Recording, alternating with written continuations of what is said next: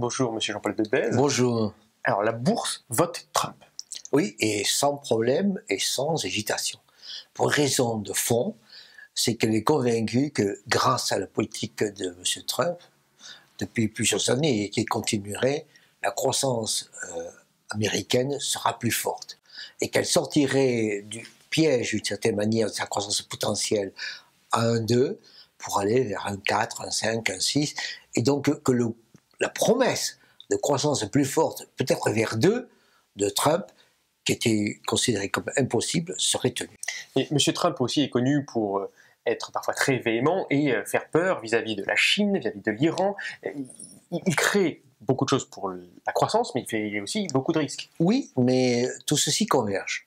Tout ceci converge d'abord à partir de l'idée du style MAGA, croissance plus forte, retour à la croissance américaine aux États-Unis. Et donc il y a une espèce de convergence de sa politique. Sa convergence de sa politique, ça concerne d'abord les taux d'intérêt pour qu'ils restent bas, et il réussit à avoir plus bas.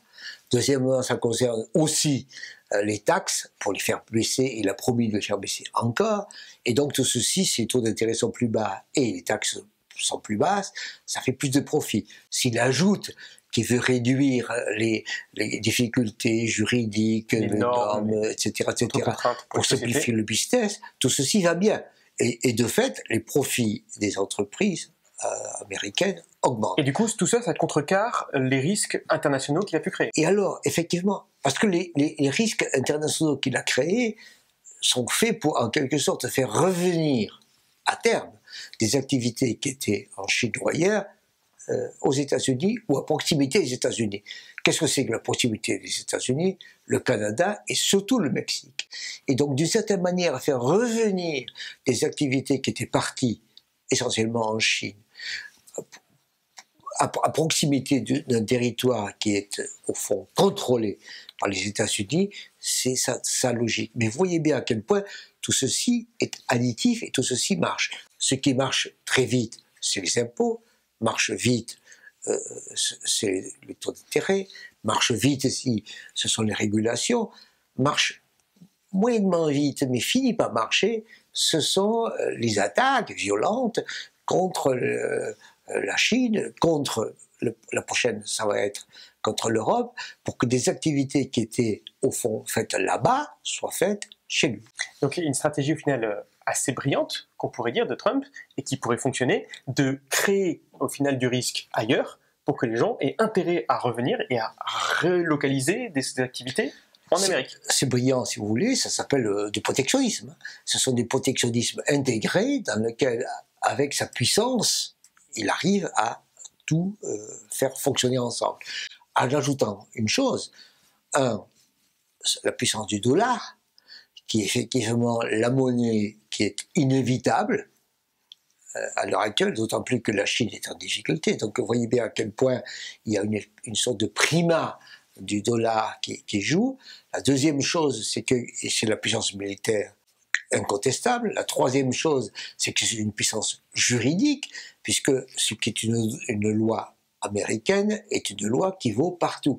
Donc vous voyez bien que la stratégie américaine, la stratégie Trump, la stratégie d'hyperpuissance qui représente, est en train de fonctionner, et donc la bourse aime. Il n'y a pas un risque aussi d'explosion de la dette? Est-ce que c'est pas un problème, ça? Mais tout simplement parce que rien de mieux que le dollar. Et donc, si vous êtes américain, vous placez, et vous placez à 1,7. Alors vous allez me dire 1,7, l'inflation est à 1,8. D'accord, mais si vous n'aimez pas, vous allez en Allemagne, et on va vous rémunérer à moins 0,3. Donc vous voyez bien que, effectivement, c'est pas cher payé, la dette américaine, mais elle est considérée comme la plus sûre. Donc ils n'ont aucun problème pour se financer, leur dette. Et deuxièmement, il y a les autres pays émergents et l'Union européenne aussi, en particulier l'Allemagne, qui ont des excédents d'épargne et qui achètent des bons du trésor. Donc vous voyez bien à quel point les épargnants américains se disent « j'ai pas mieux que ça », et les épargnants non américains se disent « au fond, c'est pas mal ça ». Donc vous voyez bien qu'aujourd'hui,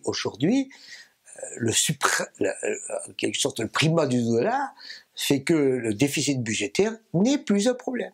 Il n'est plus un problème politique d'ailleurs, il n'est plus un problème pour les démocrates qui s'en sont jamais souciés, et il n'est plus un problème du tout pour les républicains qui voient 1000 milliards de dollars de déficit budgétaire s'embrancher et qui verront, a priori, soutiendront un creusement de ces déficits avec des diminutions d'impôts. Du coup, on est en période d'année électorale aux États-Unis. Qu'est-ce que les démocrates peuvent proposer d'autre? Est-ce qu'ils n'ont pas beaucoup mieux à proposer? Du point de vue fiscal, l'inverse. Du point de vue fiscal, ils proposent des mesures que la bourse n'aime pas. Plus d'impôts sur les entreprises et plus d'impôts sur les riches, donc, et plus de règles, plus de normes, donc quelque chose qui réduirait la croissance, réduirait les profits. Donc les mesures de gauche, hein, en particulier de Sanders et de Warren, pour la bourse, c'est vraiment l'horreur, entre guillemets. Et pour les centristes, Buttigieg et Biden, c'est quand même un peu d'impôts. Un peu d'impôts, un peu plus de règles, et donc elle n'aime pas. Quant aux autres mesures des démocrates, c'est également plus de dépenses. Et donc c'est également plus de déficit budgétaire, mais ce déficit budgétaire, pour une part, serait financé par la dette, ça c'est très précis, et par les riches. Et donc, au fond, la bourse américaine se dit, j'ai un seul choix, Trump, Trump, Trump. Merci, M. Bedbez. Bonjour, bienvenue sur la chaîne Bedbez, où chaque jeudi, en quelques minutes, je vous parle de mes sentiments sur la situation économique, sociale en France et ailleurs. Et je vous invite à vous abonner, je vous invite à liker, je vous invite à en parler, je vous invite à faire des commentaires. Donc, je vous invite. Merci.